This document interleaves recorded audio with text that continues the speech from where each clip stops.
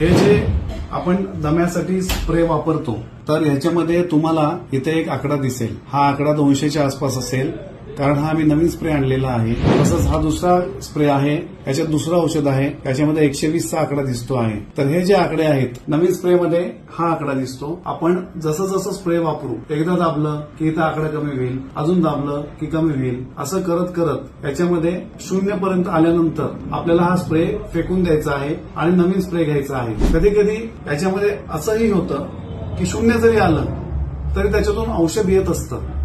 आपल्याला गैरसमज होतो की याच्यातून औषध येत आहे, मग मी हा स्प्रे वापरतो जरी इकडे 0 दिसत असलं तरी।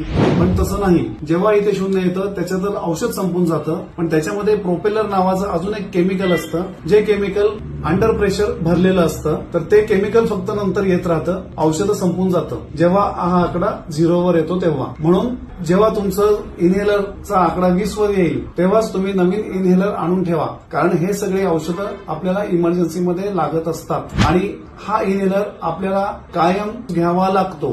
हा आपण मध्येच जर बंद केला तर आपला दम्याचा त्रास परत वाढू शकतो। म्हणून हा इनहेलर मध्ये आकडा जेव्हा 20 वर येतो तेव्हा नवीन इनहेलर लगेच आणून ठेवायची सोय करून ठेवायला पाहिजे।